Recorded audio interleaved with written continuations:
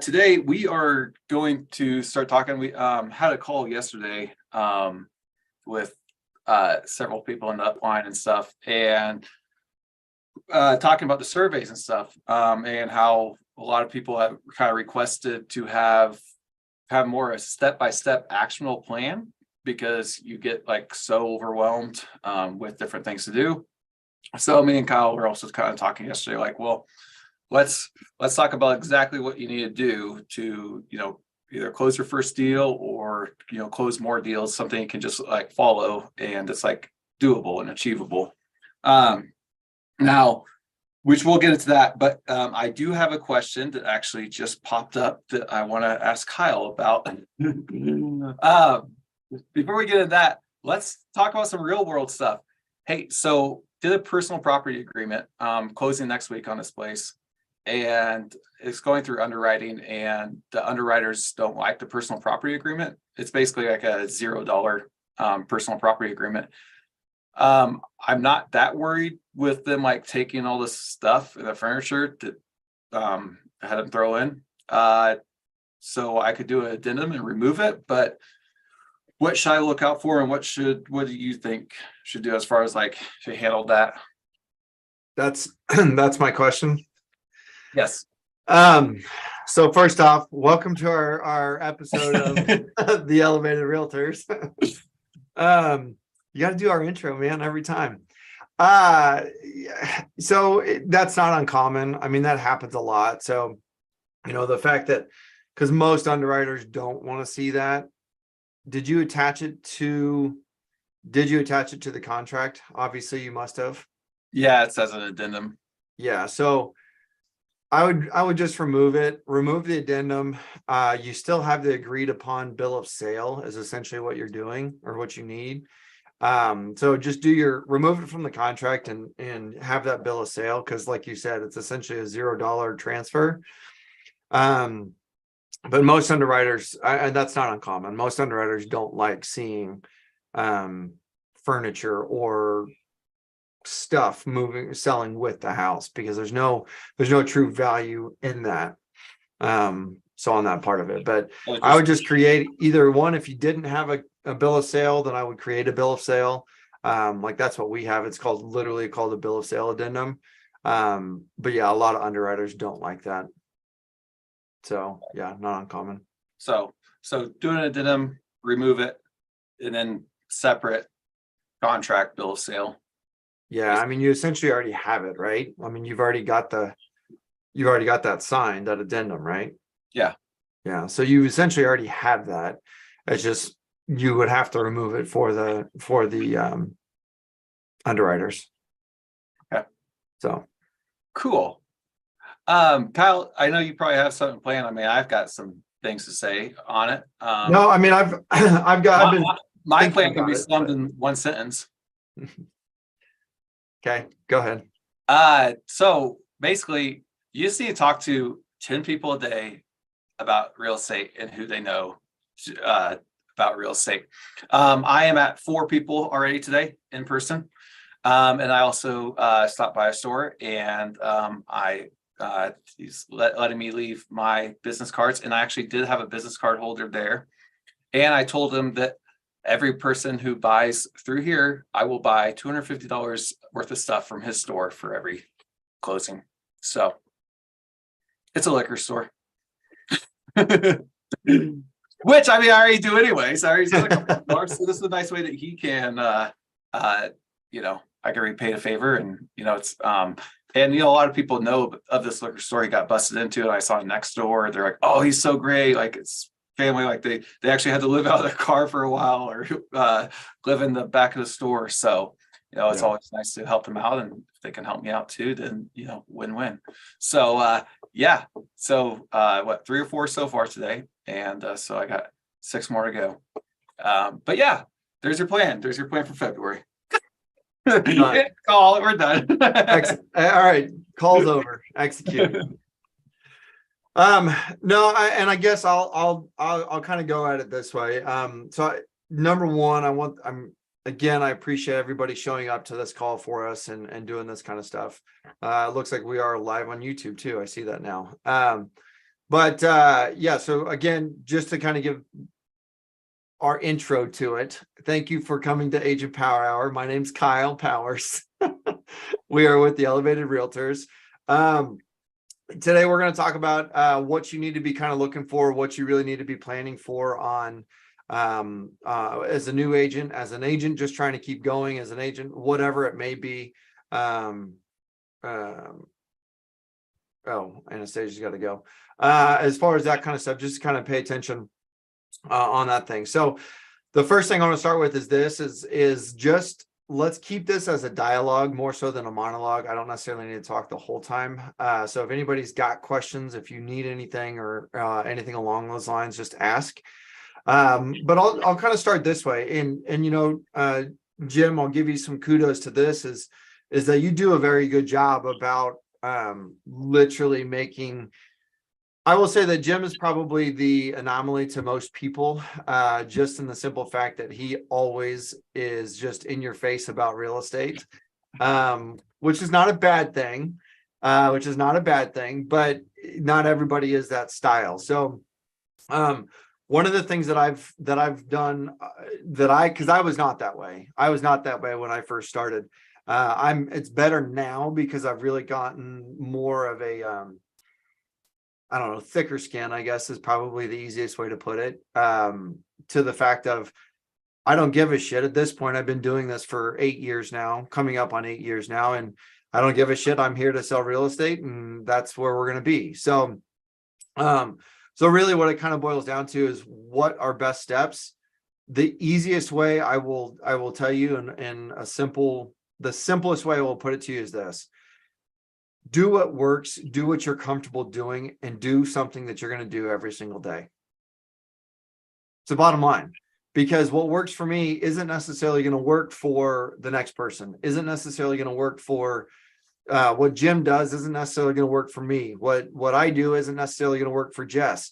What Melissa does isn't necessarily going to work for Jay. So I think it really just kind of depends on what works for you. I know Jay's got he's got a really good thing going right now.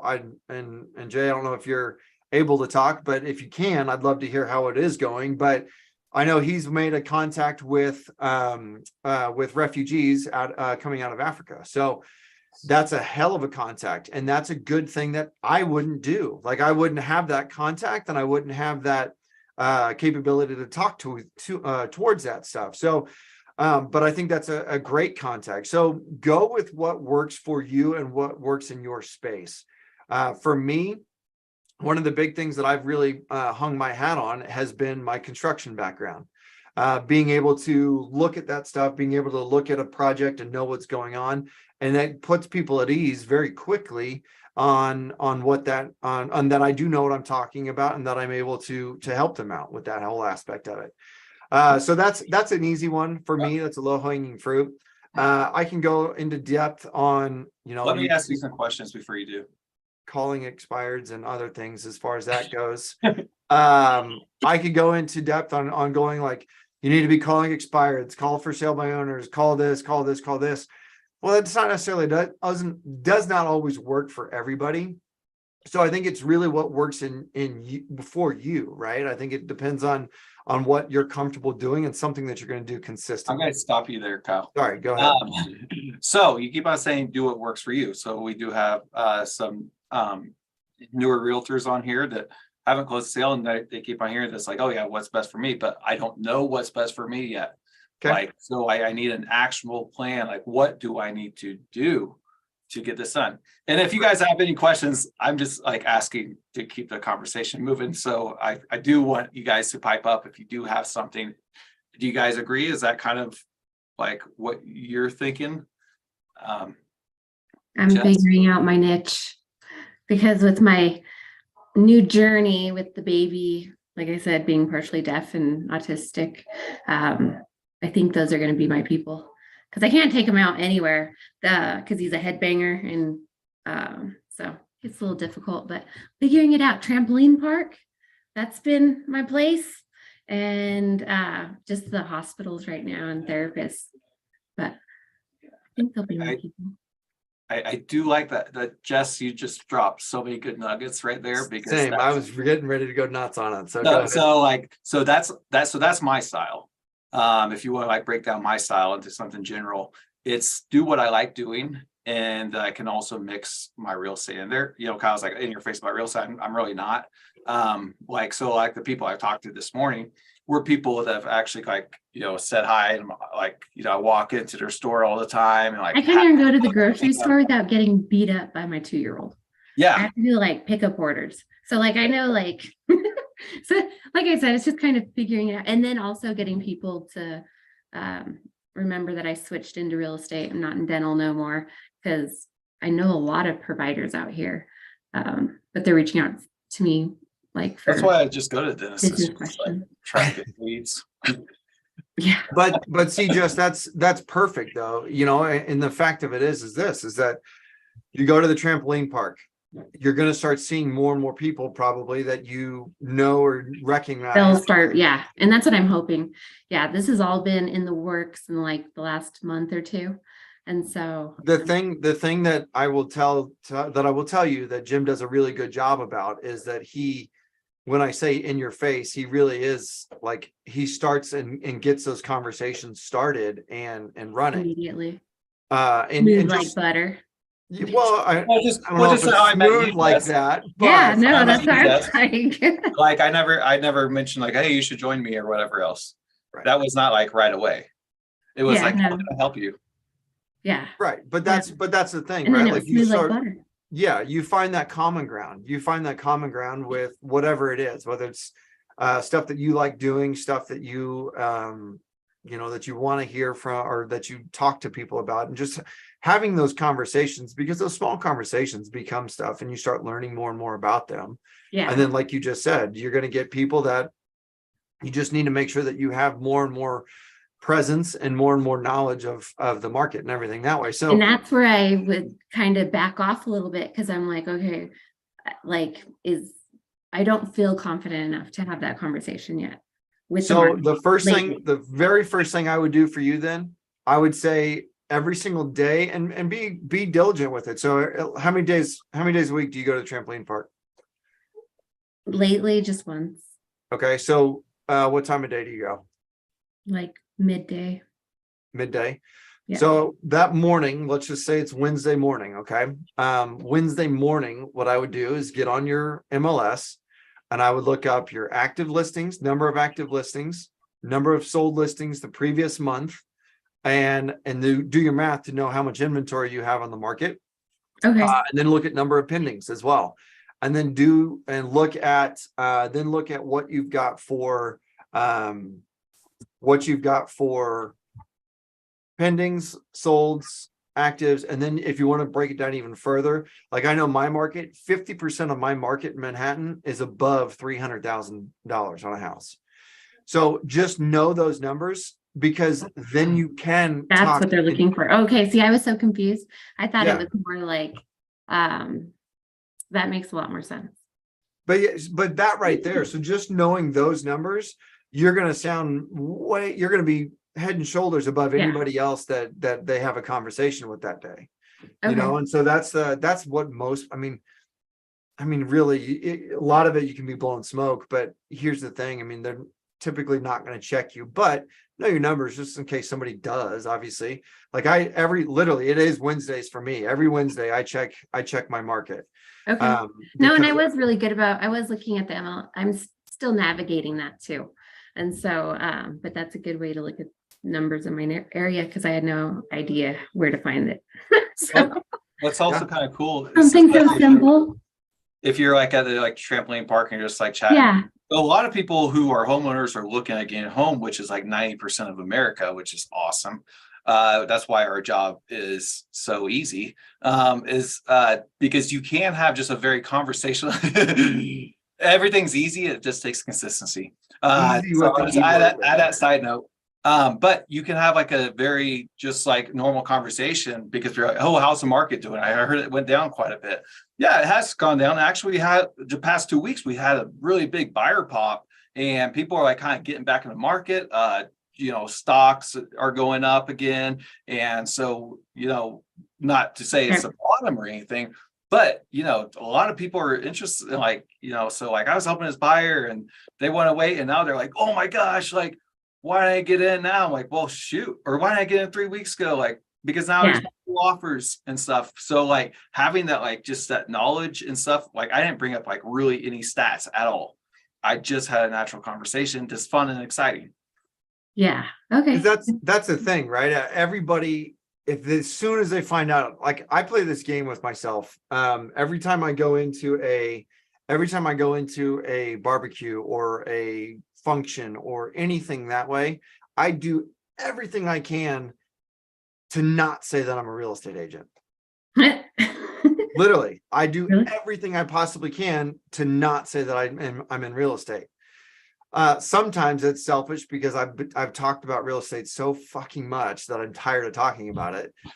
But then the other part of it is that you want, again, it's beating a dead horse at this day and age, but you want people to know you, like you, trust you. And the moment that they do, because here's the thing, real estate agents and used car salesmen, like they're like right here with each other in people's heads. Kyle, can I just say one thing? Jess, what did you say to me the first day we met? She sat down, she's like, so you're a used car salesman? Yeah. She was a used car salesman before. Yeah. Well, and I used to go to auctions and sell cars. I was like, this is what I feel like. Well, and that's what it is, and that's where everybody puts us. So that's why I play that game with myself. It's like I don't want people to know what I do until I want them to know what I do. Yeah. Because I want to build that connection with them before, because then it feels more genuine. And it is. I mean, it truly is genuine. Like every time I try to build a relationship with someone, unless I'm at an open house, then it's like, okay, I'm trying to get leads. But but they come in knowing that too, right? So that's I always play that game. If I'm at like a family function or a barbecue or going out with friends or whatever it is, like my son started going out with like he's made friends and he started going to their house and whatnot. I don't know if they know what I do, but literally I'm not going to say what I do until I absolutely have to.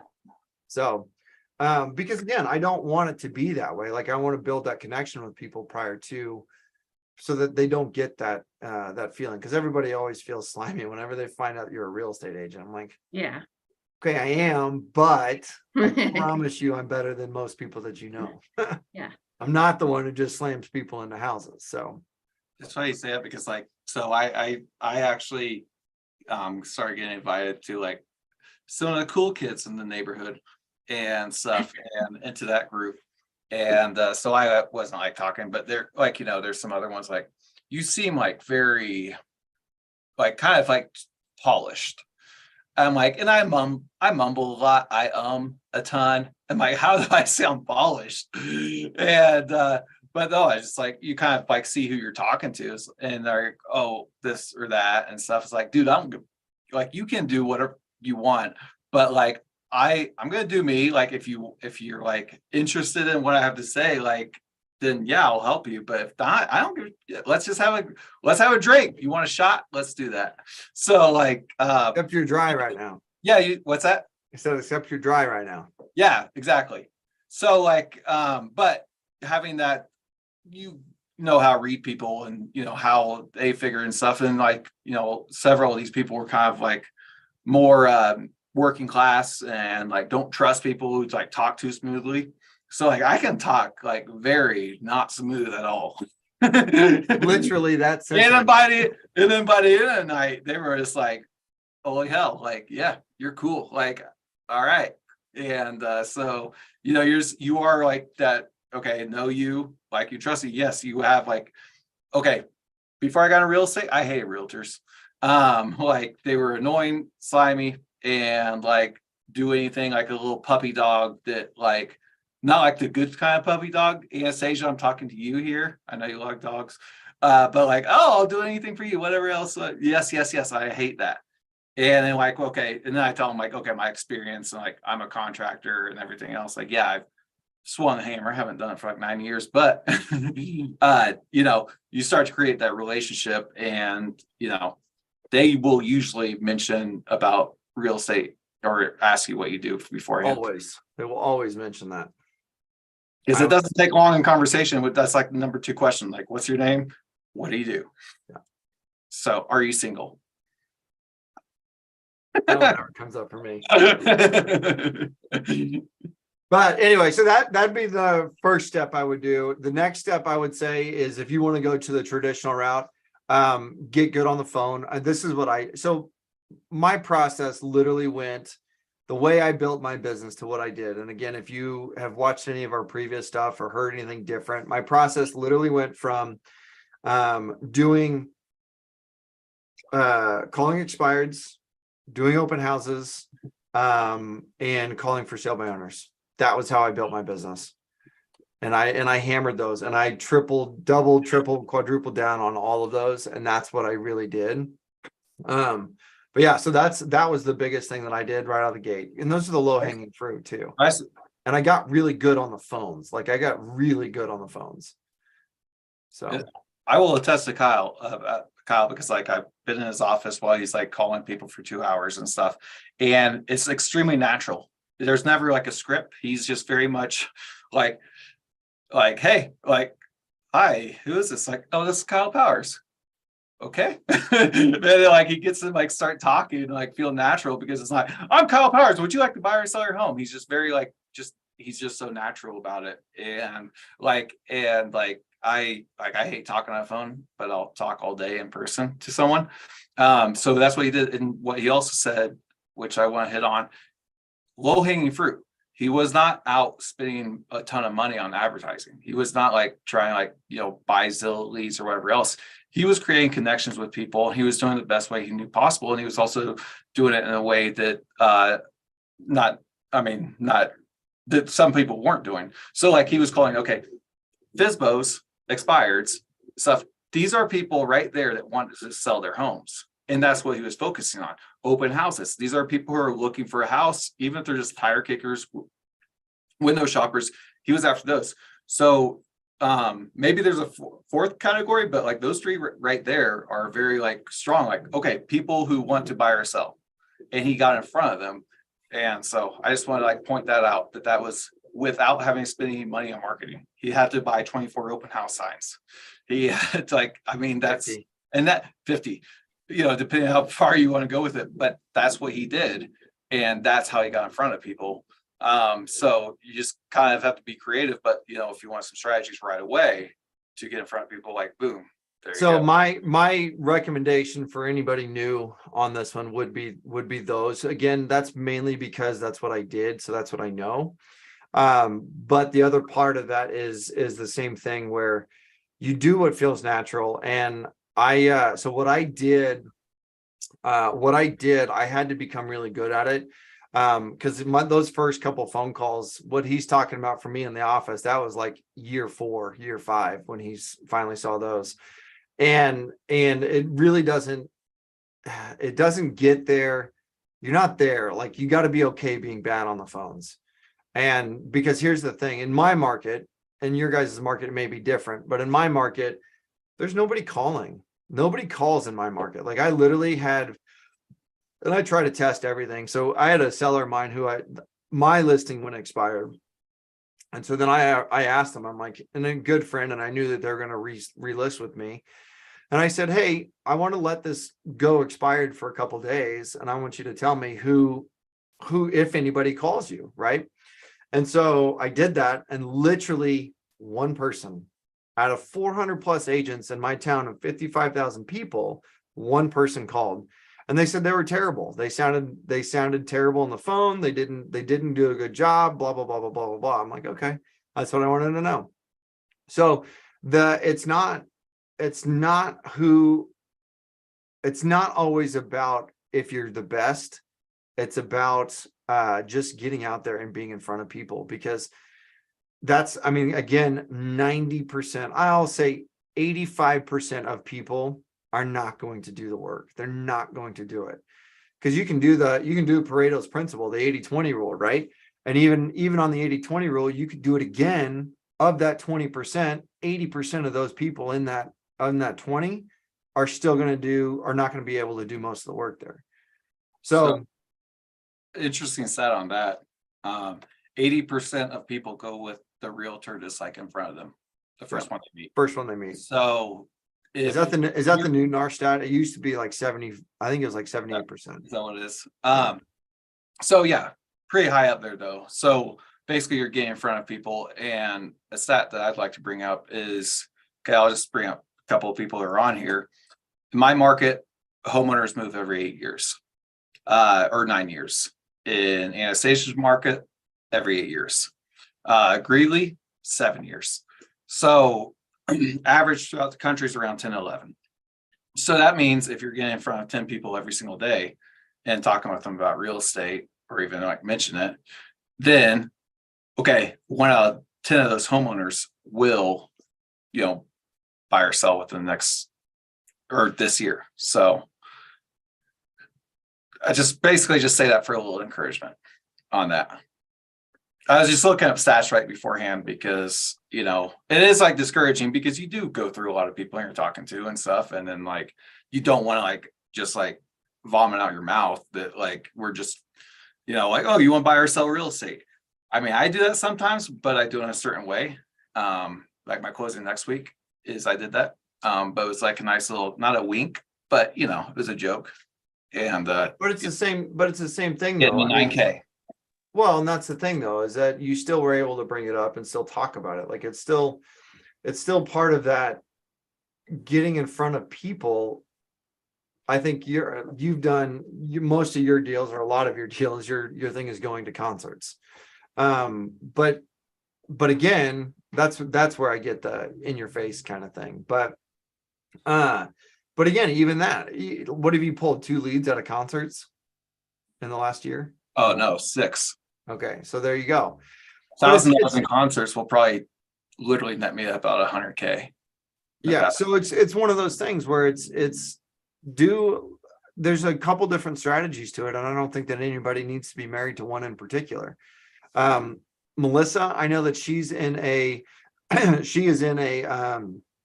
rural community up north of me, and going in and talking to farmers and going in and talking to people and getting in front of people and just talking to those types. Like I got an agent friend of mine out at Topeka. He literally doesn't list any houses. He doesn't do he sells land. That's what he does. And what he does is he goes to a landowner and says, hey, if I can get you $5,000 an acre, would you take it and sell all of it? And that owner's like, no, I want 52, or yep, $5,000 works. So then he says, okay, cool. Then he goes over, finds a buyer and says, hey, I've got a piece of land that's $5,000 an acre and I can put that together. And so then he literally charges 6% for the deal, and he makes $1 million a year. Gross commission, he makes $1 million a year just by saying, hey, I've got somebody that's willing to take this. I've got a buyer who's willing to pay this. Boom, done. Put them together. He's getting paid to be a connector. And that's what we are. That's, as real estate agents, that's who we are. That's what we are, is we're connectors.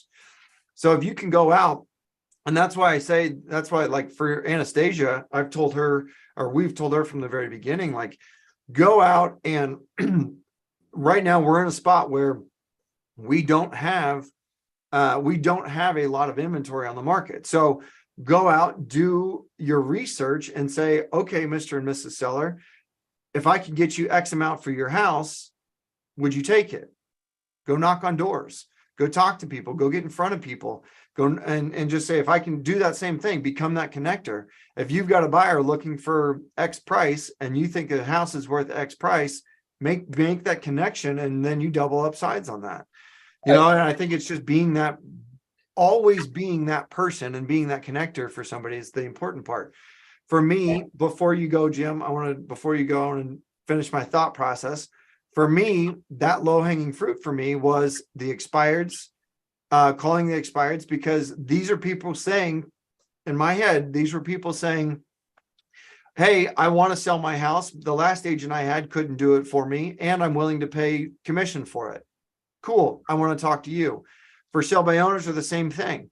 Hey, I want to sell my house. I want to save some money. I want to make the most amount of money that I can. I don't want to necessarily pay the other commission. So cool. I implement my for sale by owner strategy. which again, if you've been on here for a while, you know what that is. And if not, go back and check it out. Open houses, same thing. Hey, if you're walking in my open house, hey, I'm looking to buy a house, whether it's in 1 month or a year, I'm looking to buy a house here soon. Now, my job as a real estate agent is to continue to follow up with that person. And if I continue to follow up with them enough, they're eventually going to buy. My strategy and my thought process was always this. It was always, I don't give a shit when you want to buy a house. You're going to buy a house with me as long as I do my job and follow up with you enough. And so continue to do that, continue to follow up and continue to stay in touch with them. You're going to build a relationship. I had people, my longest person was 2.5 years. I followed up with them for 2.5 years. And I built a hell of a connection, literally still friends of mine today, that they give me deals all the time. So it's just being that connector for people and being able to know where those people are. So that's why I say, Jess, if you go to the trampoline park, that's a good spot to be and talk to people and have that. And then I would imagine, again, I don't know this, so I apologize if I'm speaking out of turn here, but I would imagine that there's groups that you can take your son to. Was it son or daughter? Son. Yeah. So I imagine there's groups you can take your son to, and then you have common ground with those people. So then you build a connection with them. So, and all of it's just starting. So that's why I'm like gonna put my focus into it, because I think I'm going to be around them a lot. Sure. Yeah. But see, that's the thing. So then go into that prepared, and maybe one day, or maybe most days, nobody says anything to you. Nobody says, oh, what's the market doing? Or what's this? Or what's that? Who cares? You've still done your research, and now you on a weekly basis, that connection. Yeah. Well, you're building that connection, but then on a weekly basis, you're also doing your homework on your market. Yeah. So you know where you're at. So then at the grocery store, if you do have somebody that comes up to you or whatever, in whatever happens, you have that on top of your mind where you're like, okay, perfect.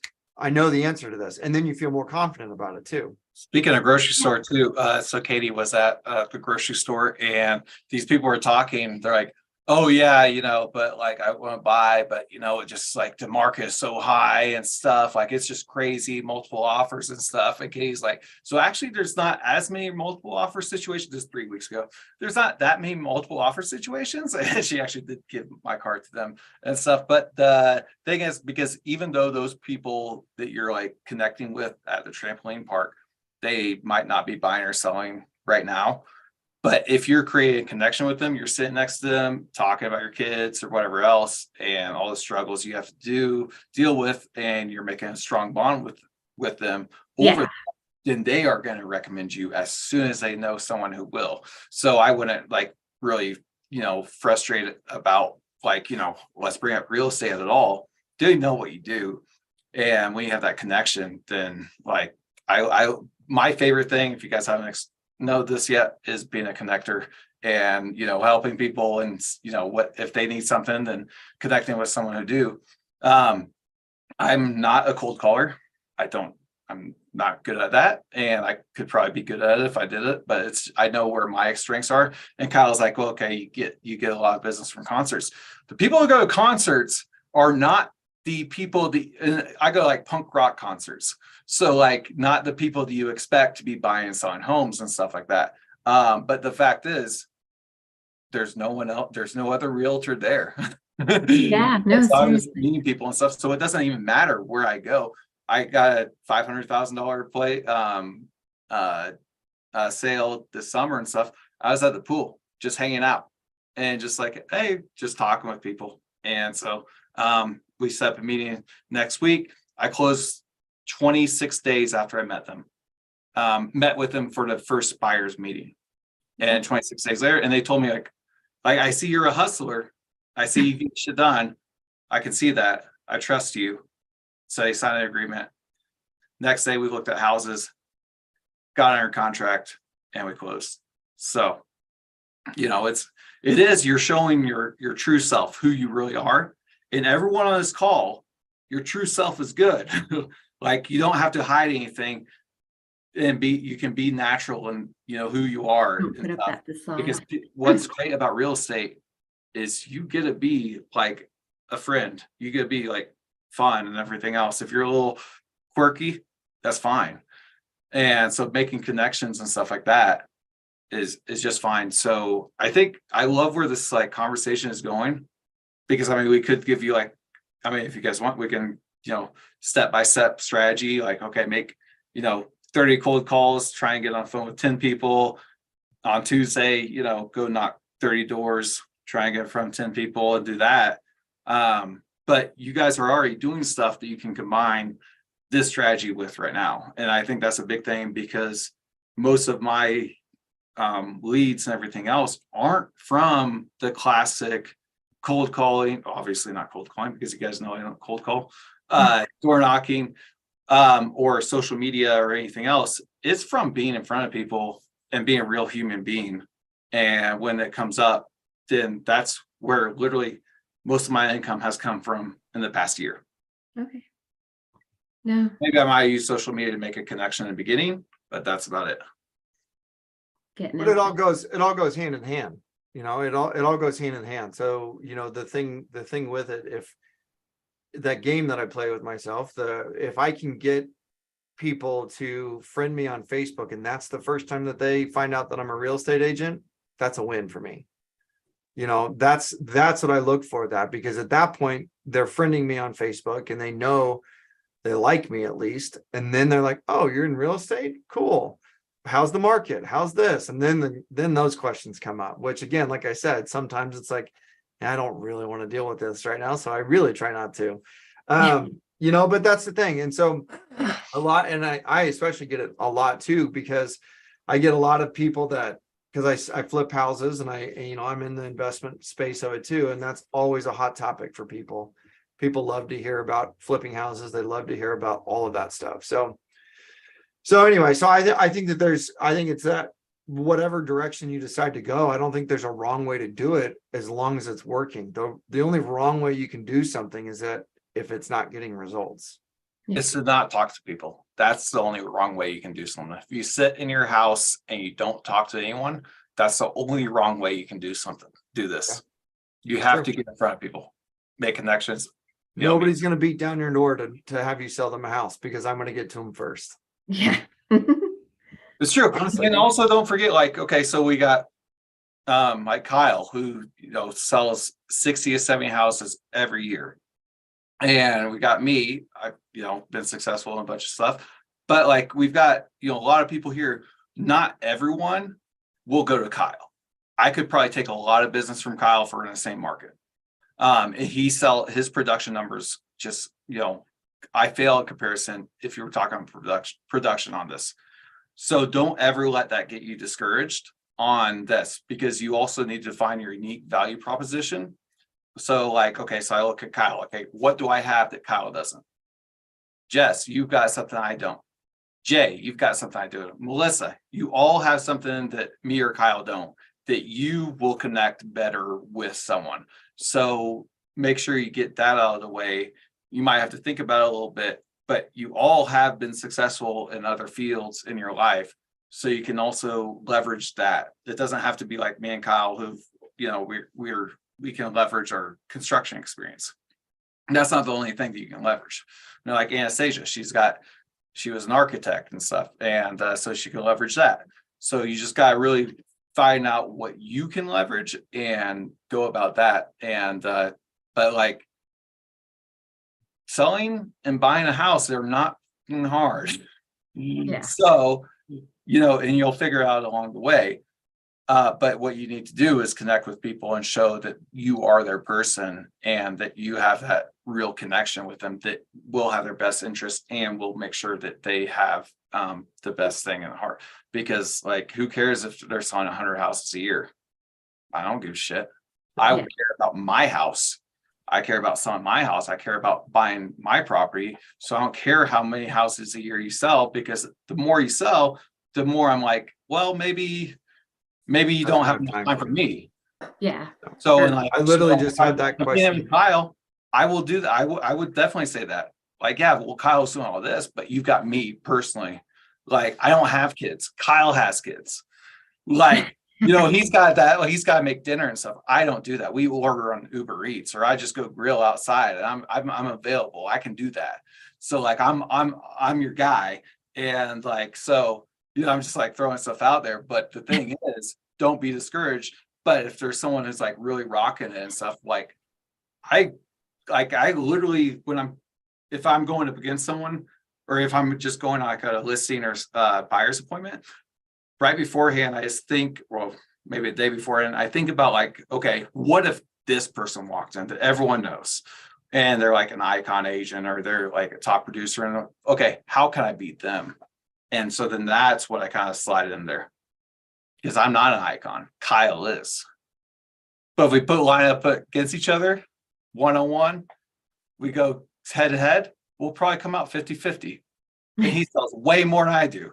I mean, there's truth to all of that. I think that, and people look at that today. Literally, I had this conversation just this week, because I just listed another house this week, and she was like, well, how many active listings do you have? I'm like, well, technically they're all either pending or sold at this point, so you'd be my only focus. And so she's like, okay, I wanted to check that to see how much time you had for me, because she knew my numbers, she knew what I did.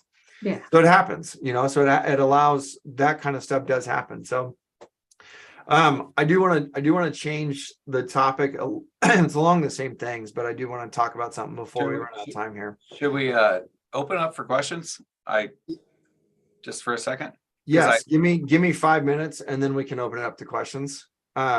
Because the one thing I want to talk to you about is a little bit what Jim talked about there. Mindset. With the mindset on all of this stuff, with you being new agents or anything else like that, like, don't be discouraged by what it is, because everybody started from a certain spot.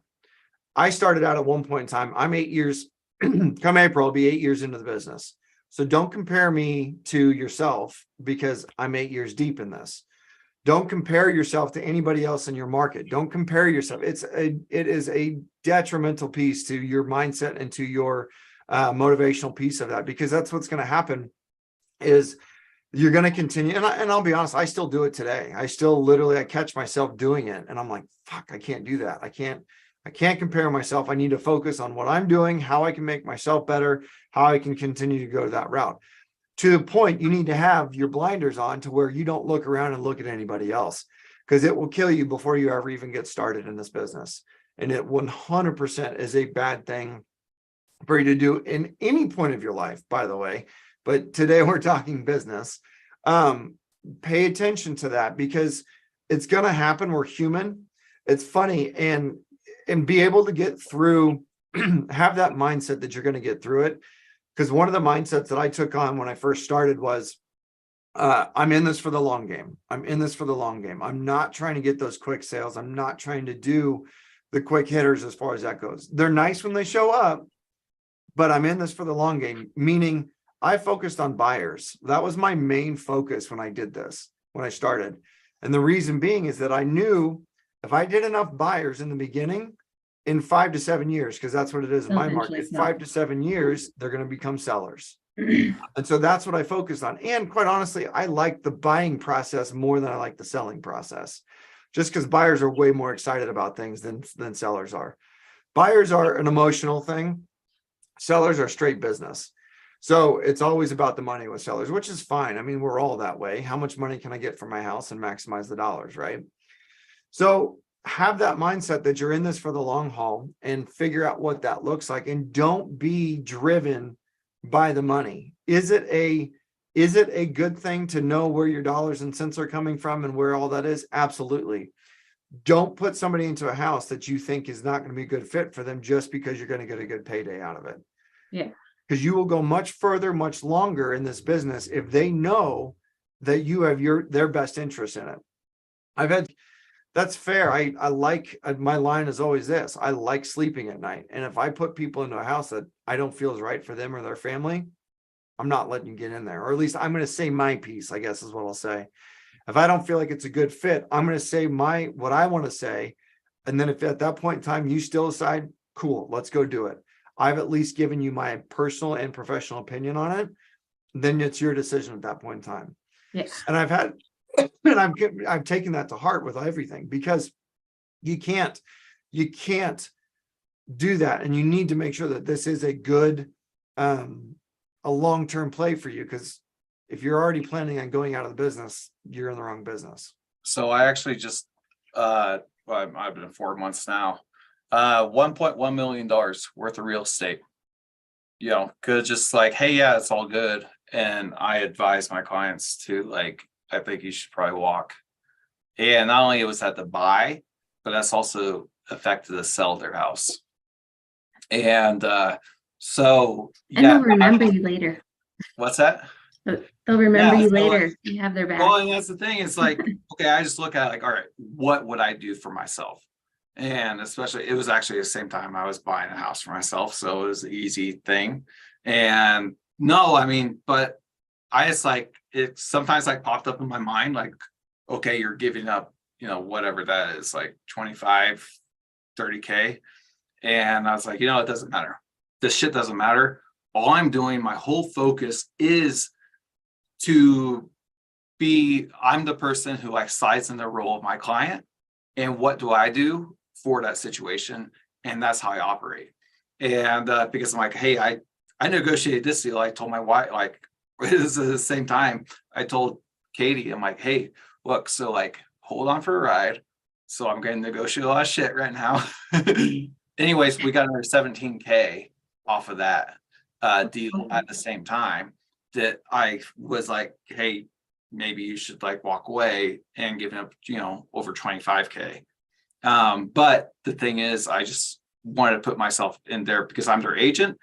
And so I have that responsibility. So, and that's how I operate. So if you want to go about it, and that's why if you want to be the people that like I hated, the real estate agents I hated, then you can like, keep on trying to put people in houses at all costs. But, look at it like, hey, I'm them right now. I'm the one with the experience and the knowledge to help them buy or sell this house for, whatever reasons exactly they want. So I know we kind of went a little different because we were talking about, but I feel like that was, important because I have never sold anything my entire life. I've been in sales for 12 years and I've never once pushed something on someone or sold them on something that I did not believe it was in their very best interests. And I will take that to my fucking grave because I feel like that is. Watch your mouth. Yeah, fuck you. So you already started this. You already dropped the F word. But no, I will definitely, and that is one thing maybe I might not be the most successful realtor. Maybe I'm not, this or that, but I can always hold that when I'm on my deathbed. I can always say I've never once pushed someone into a sale if I did not believe it was in their best interest. No, that's good. So one quick thing, and we'll open up for questioning or for questions. I watched this show the other day, and surely you've heard of it, but it's called Undercover Billionaire. And season 2. Oh yeah. Yeah, season 2 had, I don't remember who the other two, I don't know who the other two were, but one of the people, there's 3 people. I don't know who 2 of the girls were, but Grant Cardone was one of the other ones. And if you don't know Grant Cardone, you should definitely look him up. He's one of my biggest motivators for myself. But it was interesting to see whether they played it for television or whatever it was, but it was real. It felt real anyway, is that to see his highs and lows of with the entrepreneurship roller coaster. And it was very interesting to me to see that. And so I would definitely recommend checking that show out, or at least seeing those, because you could see, Grant Cardone, who he's the author of 10X, like he literally he's the high pressure sales, not high pressure, but high sales, blah, blah, blah, blah, blah, blah, blah. But you could see like he's made billions of dollars, billions with a B. And he literally went to took on this challenge that he can make $1 million business in 90 days. And so he started from $0 or $100 a truck and a cell phone with no contacts, and he created $1 million business. Spoiler alert, he does create it. It's 5.5 million is what he gets, but in 90 days. But it was interesting to see, I guess what I want to come back to is interesting to see, like he'd be up here, he'd be motivated.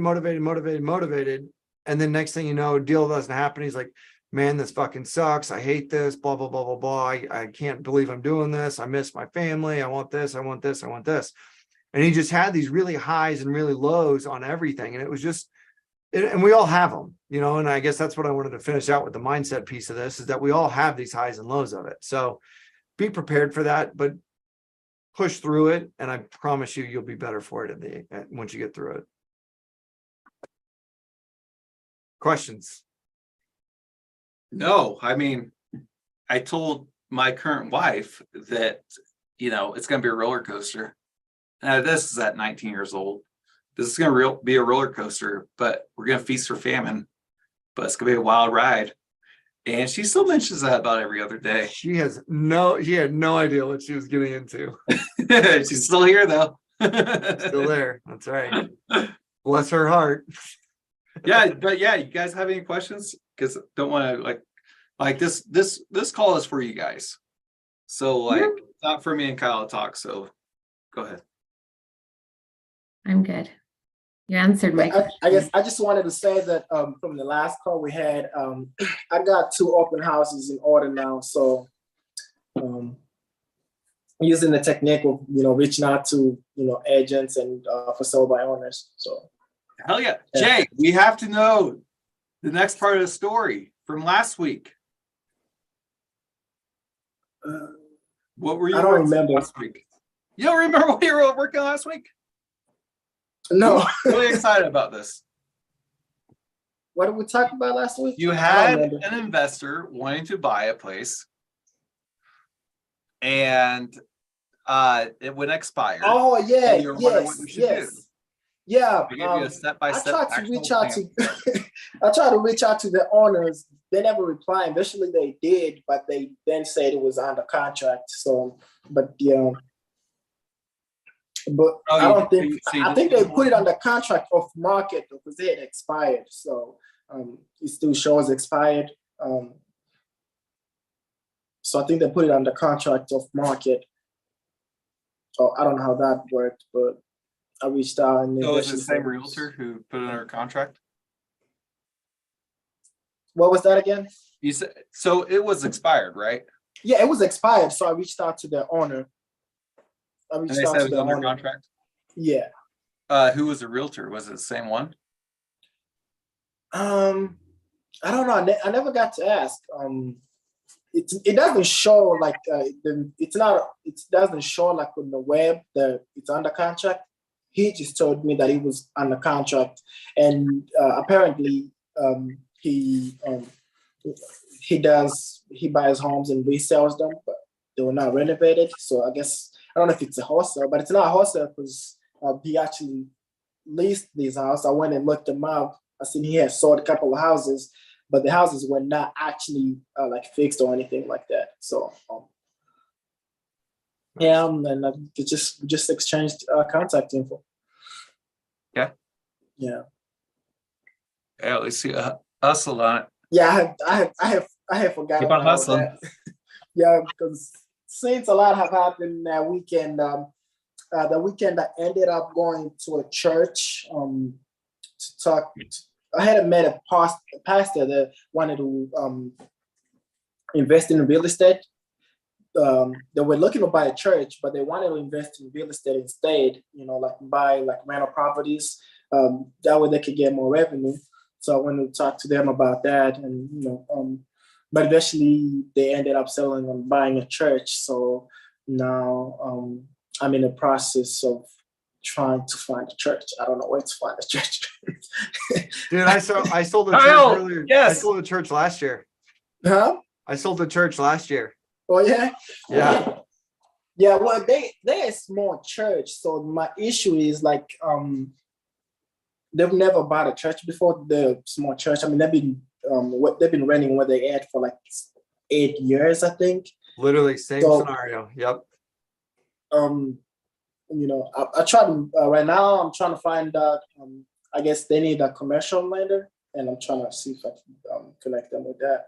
So what you're gonna need, there's a couple different ways to go about it. It's gosh dang it. I'll have to go back and look and see what it is, but they'll be able to, because they're tax-free business, Mhm. There's a lot of loopholes that you'll be able to get with everything that way. So, or non-for-profit, sorry, that's what I meant. Which is also tax-free, but you can do a lot of that. There's a lot of loopholes there and a lot of special loans that you can get with a commercial lender. Yeah, that's what I've been looking up. I called a couple. The two that I called so far, they told me they do refinancing for churches. They don't actually do like first. Well, so if that's their case, I would call them back up if you didn't ask this, but ask them. I mean, who do they refer to, or who would be a good contact for you to reach out to at that point?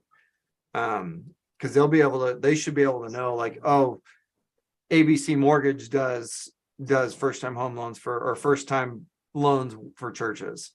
okay, yeah. The last person I talked to about it, they referred me to what is it, a commercial lender.